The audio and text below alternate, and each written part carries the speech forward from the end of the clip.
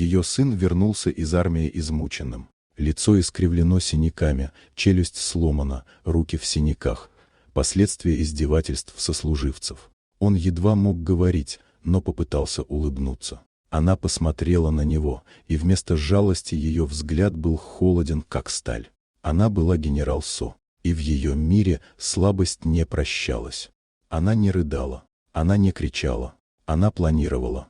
Месть матери начиналась с маленьких шагов, почти незаметных. Первые удары были тихими, задержка документов, случайные проверки, которые рушили репутацию офицеров. Те смеялись, не догадываясь, что за этой тихой угрозой скрывается что-то большее, что-то, что они не смогут остановить.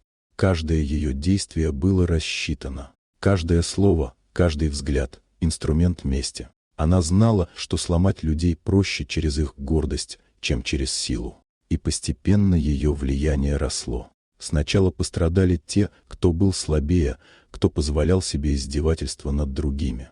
Их ошибки, их тайные связи, компрометирующие документы — все это выходило наружу, словно сама справедливость брала верх. Но этого было мало. Она хотела, чтобы они почувствовали страх, чтобы каждый день, каждая ночь напоминали им о том, что она наблюдает. И тогда ее месть стала явной.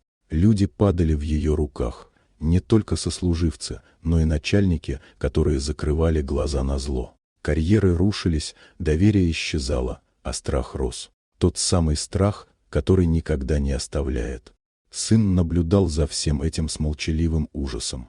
Он видел, как мать превращает их мир в холодный и беспощадный механизм. Она не шла на поводу у эмоций. Она была как буря, медленно, но неумолимо разрушала тех, кто причинил ему боль.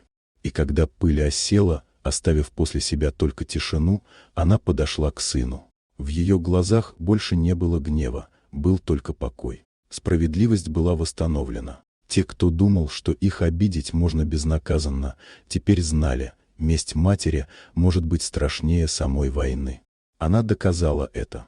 Не оружием, не силой, а холодной, безжалостной расчетливостью, которая разрушает тех, кто когда-то разрушил твоих близких. И в этот момент сын понял, мир уже не будет прежним. Но теперь он знал одно — мать его защитит, даже если мир сам откажется от справедливости.